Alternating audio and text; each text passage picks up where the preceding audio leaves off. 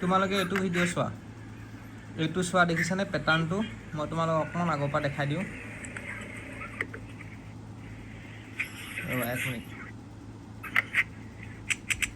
এইটো চোৱা, এইটো হৈ গ'ল তোমালোকৰ পেটাৰ্ণটোৰ ওপৰত তোমালোকৰ এইটো কোপটো ৰাখিছে, তাৰ ওপৰত কি কৰিছে বালি দি দিছে হয়নে, তাৰ ওপৰত বালি দিছে, বালি দিয়াৰ পিছত তোমালোকৰ কি কৰিছে ৰেমিং কৰিছে। চোৱা ৰেমিং একচুৱেলি ভৰি দি কৰিছে, একচুৱেলি ভৰি দি নকৰে এইটো। তাৰপিছত কি কৰিলে এইটো কোপ ৰেডি হৈ গ'ল। এতিয়া আমাৰ ওপৰত ড্ৰেগটো দিব, ড্ৰেগৰ কাৰণে ওপৰত আমাৰ বালি দিলোঁ এনেকৈ হয়নে। এতিয়া চোৱা ওপৰৰ এইটো কোপ ড্ৰেগ দুটা থাকে নহয়, মই তোমাক তাৰপিছত আকৌ ৰেমিং কৰিলে। চোৱা ৰেমিং কৰাৰ পিছত পেটাৰ্ণটো ওলাই দিব, তুমি চাবা দেই, এইটো খুলিব, কোপ ড্ৰেগটো আকৌ খুলিব, এইটো ফুটা কৰিলে যোনটো এনেদি আমি মল্টেন মেটেলটো থ'ম। তাৰপিছত এইটো চোৱা এই বস্তুটো পেটাৰ্ণ হয়, এই পেটাৰ্ণটো আমি যোনটো শ্বেপত আমি বনাম সেইটো ওলাই দিলেহি, ওলোৱাৰ পিছত আকৌ থ'লে, এইখিনি হ'ল মল্টেন মেটেলখিনি এতিয়া কি কৰিব ঢালি দিব ইয়াতে, এই ফুটাটো দি ঢালি দিলে দেখিছা। ঢালি দিয়াৰ লগে লগে ঠাণ্ডা হ'ব দিলে, ঠাণ্ডা হোৱাৰ পিছত আমি যোনটো পাই গ'লোঁ শ্বেপ, এই শ্বেপটো আমি ওলাই দিলে, ওলোৱাৰ পিছত ঠাণ্ডা এইটো বস্তু আমি যোনটো শ্বেপটো পালোঁ দেখিছানে, এই শ্বেপটো পাই গ'লোঁ, সেইটোৱে হৈ গ'ল আমাৰ হেৰি কি বুলি কয় কাষ্টিং। বুজি পাইছা? তো এইটো এটা এনিমেশ্যন ভিডিঅ', সেইটো গম পাবা আৰু এতিয়া বস্তুটো দিয়া ঠিক আছে। এতিয়া তোমালোকে চোৱা পেটাৰ্ণটোত এতিয়া বুজি পালা কোনটো হয়। এতিয়া পেটাৰ্ণটো কি হয়, pattern is the replica of casting to be made, যোনটো কাষ্টিং আমি বনাম সেইটো তাৰ ৰেপ্লিকা হয়। এতিয়া পেটাৰ্ণ চাইজটো কি হ'ব, পেটাৰ্ণৰ চাইজটো কি হ'ব, কাষ্টিং চাইজ যোনটো কাষ্টিং আমি বনাম প্লাছ এলামেণ্টছ কিছুমান দিব লাগিব, প্লাছ মাইনাছ এলামেণ্টছ। প্লাছ মাইনাছ কি, কেতিয়াবা এলামেণ্টছটো নিগেটিভ হ'ব পাৰে, পজিটিভ হ'ব পাৰে, সেইকাৰণে প্লাছ মাইনাছ এলামেণ্টছ।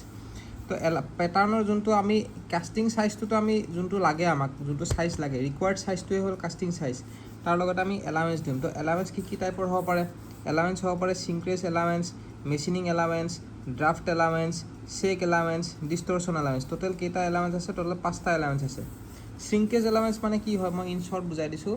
যেতিয়া বস্তুটো ঠাণ্ডা হ'ব, মল্টেন মেটেলখিনি যেতিয়া ঠাণ্ডা হ'ব, তেতিয়া ইয়াৰ চাইজটো কি হৈ যাব, সৰু হৈ যাব। সৰু হৈ যোৱাৰ কাৰণে কি হৈ গ'ল, আমাৰ বস্তুটো শ্ৰিংক হৈ গ'ল নে নাই, যোনটো আমাৰ ৰিকুৱাৰ্ড কাষ্টিং চাইজ আছিলে, যোনটো কাষ্টিং চাইজ আছিলে তাতকৈ আমি সৰু চাইজ পাম শ্ৰিংক হৈ যোৱাৰ কাৰণে। তো সেইকাৰণে আগতে আমি কি কৰিব লাগিব, চাইজটো বঢ়াই দিব লাগিব। সেই বঢ়াই দিয়াটোকে আমাক এলাৱেঞ্চ বুলি কয়। বুজি পাইছা? চাইজটো আমি আগৰ পৰাই মানে পেটাৰ্ণৰ চাইজটো বঢ়াই দিব লাগিব। সেইকাৰণে এই শ্ৰিংকেজৰ ক্ষেত্ৰত আমি এলাৱেঞ্চটো প্লাছ কৰিব লাগিব, মাইনাছ কৰিব নালাগে। সেই যোনটোখিনি বস্তু বঢ়াই দিলোঁ না, সেইটোকে কয় শ্ৰিংকেজ এলাৱেঞ্চ। বুজি পাইছা? তো বস্তুটো কি হয়, ঠাণ্ডা হৈ যোৱাৰ কাৰণে আমাৰ বস্তুটো শ্ৰিংক হৈ যায় কাৰণে আমি কি কৰি দিওঁ, পেটাৰ্ণৰ চাইজটো অলপ বঢ়াই দিওঁ। সেইকাৰণে আমাৰ এলাৱেঞ্চটো এবাৰ কি হ'ব, পজিটিভ এলাৱেঞ্চ হ'ব। বুজি পাইছা? নেক্সট আহিব আমাৰ মেচিনিং এলাৱেঞ্চ। মেচিনিং মানে কি, আমি যেতিয়া কাষ্টিং কৰাৰ পিছত আমাৰ কাষ্টিং যেতিয়া কমপ্লিট হৈ যাব, তাৰপিছত আমাৰ যোনটো ছাৰ্ফেচ ফিনিছ পাম সেইটো বহুত ৰাফ থাকিব। তো গেটিং ভাল ছাৰ্ফেচ ফিনিছ পোৱাৰ কাৰণে আমি কি কৰিম, ইয়াক মেচিনিং কৰিব লাগিব, মানে মেচিনিং কৰি আমি বস্তুটো সমান কৰিব লাগিব। তো মেচিনিং কৰাৰ কাৰণে কি হৈ গ'ল, আমি যেতিয়া মেচিনিং কৰিম তেতিয়া বস্তুটো কি হৈ যাব, মেটেৰিয়েলবোৰ ৰিমুভ হৈ গৈ থাকিব না। মেচিনিং কৰা মানে ছাৰ্ফেচ গ্ৰাইণ্ডিং কৰা মানে তোমাৰ মেটেৰিয়েলটো ৰিমুভ হৈ গৈ থকা।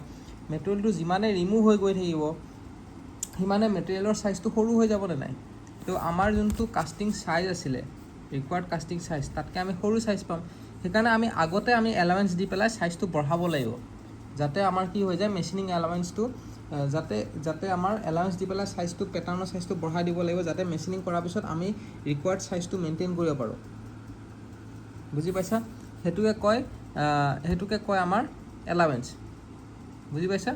তো বুজি পাইছা, এইটো আমাৰ পজিটিভ এলাৱেঞ্চ হ'ব, কাৰণ আমি চাইজটো বঢ়াব লাগিব আগতেই, মেচিনিং কৰাৰ পিছত নহ'লে হেৰি হৈ যাবতো। তো সেইটো হৈ গ'ল আমাৰ কি হৈ যাব, এলাৱেঞ্চটো পজিটিভ এলাৱেঞ্চ হ'ব। বুজি পাইছা? নেক্সট আহিব ড্ৰাফ্ট এলাৱেঞ্চ। ড্ৰাফ্ট এলাৱেঞ্চ মানে কি জানানে? ড্ৰাফ্ট এলাৱেঞ্চ মানে কি হয়, বস্তুটো যেতিয়া আমি ৰিমুভ কৰিম, হয়নে, যেতিয়া আমি ৰিমুভ কৰিম, এইটো হ'ল পেটাৰ্ণ, এইখিনি হ'ল পেটাৰ্ণটো যেতিয়া ৰিমুভ কৰিম তেতিয়াহে কেভিটিটো ফৰ্ম হ'ব। যেতিয়া আমি পেটাৰ্ণটো ৰিমুভ কৰিম তেতিয়া আমাৰ কি হয়, ডাইৰেক্টলি ৰিমুভ কৰিব নোৱাৰোঁ, এনেকৈ আমি কি কৰিব লাগিব, অলপ চেক কৰি পেলাই ৰিমুভ কৰিব লাগে, হয়নে। তো চেক কৰি পেলাই ৰিমুভ কৰিলে আমাৰ কি হৈ যাব, পেটাৰ্ণৰ চাইজটো এনেকৈ চেক কৰি লৰচৰ কৰি পেলাই যদি আমি ৰিমুভ কৰোঁ, চেক কৰি পেলাই ডাইৰেক্টটো খুলি আনিব নোৱাৰিম, আঠা লাগি আছে, মানে ক্লেৰ লগত আঠা লাগি যায়তো। তো অলপ চেক কৰি পেলাই ৰিমুভ কৰিব লাগে। যেতিয়া চেক কৰি পেলাই আমি ৰিমুভ কৰোঁ তেতিয়া আমাৰ পেটাৰ্ণৰ চাইজটো বাঢ়ি যায়। তো সেইটো কাৰণে আমি কি কৰোঁ, আমাক যদি পেটাৰ্ণৰ চাইজটো এনেকুৱা চাৰিকোণীয়া লাগে, আমি এনেকৈ ভি শ্বেপ বনাই দিওঁ। এনেকৈ ভি শ্বেপ বনাই দিওঁ, এনেকৈ ভি শ্বেপ, এইটো দেখিছেনে ভি শ্বেপ বনাই দিছোঁ, এনেকৈ ভি শ্বেপ, তেতিয়া ফটকৈ ৰিমুভ কৰিব পাৰিম পেটাৰ্ণটো, তাৰপিছত কেভিটিটো ফৰ্ম হৈ গ'ল। তো সেইটো কাৰণে আমাৰ কি হৈ গ'ল, ড্ৰাফ্ট এলাউঞ্চ দিছোঁ, বুজি পাইছা নাই? ড্ৰাফ্ট এলাউঞ্চটো ইনক্লাইণ্ড হৈ থাকে, ড্ৰাফ্ট এলাউঞ্চটো, বুজি পাইছা নাই? তো এতিয়া আমাৰ ড্ৰাফ্ট এলাউঞ্চটো সেইকাৰণে আমাৰ কি হৈ যাব, কিমান ডিগ্ৰী ইনক্লাইন কৰে এইটো ইমান ইম্পৰ্টেণ্ট নহয়, কিন্তু এইটো জেনেৰেলি এইটো ড্ৰাফ্ট এলাউঞ্চটো বুজি পাইছা নহয় কি হয়। এইটো ইয়াতে কি আছে, in casting process if the pattern is made, পেটাৰ্ণটো যদি made using wax, mercury and polystyrene, then no' draft allowance is required, বুজি পাইছানে? যদি আমি ৱেক্স ইউজ কৰোঁ, মাৰ্কুৰী ইউজ কৰোঁ, পলিষ্টাৰিন ইউজ কৰোঁ, তেতিয়া ড্ৰাফ্ট এলাউঞ্চ দিব দৰকাৰ নাই। কিয়? কাৰণ সেইটো টাইমত ৱেক্সবোৰ সোনকালে ৱেক্সবোৰ ৰিমুভ কৰিব নালাগে। ৱেক্স মাৰ্কুৰী এইবিলাকৰ কেছটো বেলেগ, কাৰণ আমাৰ যদি পেটাৰ্ণটো মেটেলেদি বনোৱা হৈছে তেতিয়াহে আমি ৰিমুভ কৰিব লাগে, কাৰণ মল্টেন মেটেলটো আহি পেলাই ইয়াতে জইন হৈ যাব যদি আমি ৰিমুভ নকৰোঁ। কিন্তু ৱেক্সেদি যদি আমি বনাইছোঁ বা মাৰ্কুৰীদি যদি বনাইছোঁ তেতিয়া এইটো ৰিমুভেই কৰিব নালাগে, সেইটো ইয়াতেই থাকিব। কিয়? কাৰণ মল্টেন মেটেলটো আহি পেলাই ইয়াক ৱেক্স মানে কি, মমবাতিৰ নিচিনা যোনটো, সেইটো মমবাতিৰ যোনটো হেৰিটো বাহিৰৰ লেয়াৰটো, সেইটোকে ৱেক্স বুলি কয়। তো সেইটো আমাৰ কি হৈ যাব, অট'মেটিক গলি যাব মল্টেন মেটেলৰ হিটটো পোৱাৰ লগে লগে। তো সেইকাৰণে সেইটো আমি ৰিমুভে কৰিব নালাগে ৱেক্সেদি যদি বনোৱা যায়। তো সেইটো কাৰণে তাতে ড্ৰাফ্ট এলাউঞ্চ দিবই নালাগে, বুজি পাইছানে নাই? চেক এলাউঞ্চ কি হয় চোৱা, চেক এলাউঞ্চটো অকণমান আগত ক'লোৱে, যদি তোমালোকে ড্ৰাফ্ট এলাউঞ্চ নিদিয়া তেতিয়া চেক এলাউঞ্চ দিব লাগিব।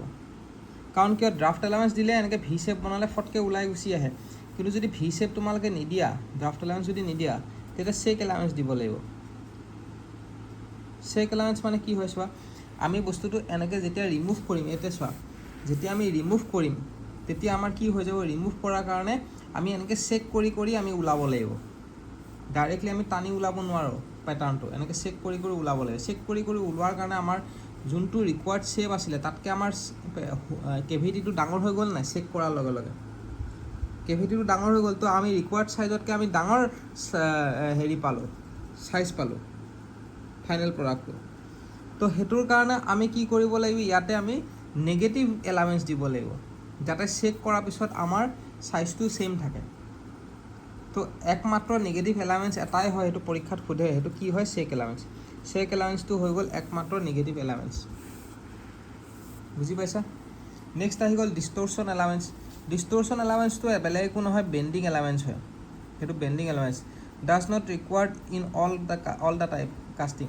চব কাষ্টিঙত দৰকাৰ নাই ডিষ্টৰশ্যন এলাউঞ্চটো, but it is mainly required in casting of U or V shape casting. U আৰু ভি শ্বেপ কাষ্টিঙতহে আমাৰ কি লাগে, ডিষ্টৰশ্যন এলাউঞ্চ লাগে। মানে কি হয়, ছাপ'জ তোমালোকে এনেকৈ ইউ শ্বেপ কাষ্টিং এটা বনাইছা, তো কাষ্টিং কৰাৰ পিছত কি হৈ যায়, বস্তুটো শ্ৰিংক হৈ পেলাই আমাৰ আমাৰ বস্তুটো এনেকুৱা হেৰি হৈ যায়, স্কুইজ হৈ যায়, বুজি পাইছা? চ' সেইকাৰণে আমি আগতে কি কৰিম, ডিষ্টৰশ্যন এলাউঞ্চ দিম যাতে বস্তুটো চিধা হয়। আগতে আমি এলাউঞ্চটো দি থৈ দিম, বুজি পাইছানে? মানে এলাউঞ্চটো এইটো, মানে যেতিয়া আমাৰ বস্তুটো ঠাণ্ডা হ'ব, বস্তুটো অকণমান এনেকৈ মেল খাই যাব, শ্ৰিংক হৈ নাযায়, এনেকৈ মেল খাই যাব বস্তুটো। আমাক ইউ শ্বেপ লাগেতো, আমাক এনেকুৱা লাগে। তো আমি যদি এনেকুৱাই যদি পেটাৰ্ণটো বনাওঁ, ঠাণ্ডা হৈ যোৱাৰ পিছত এইটো মেল খাই যাব, বুজি পাইছা?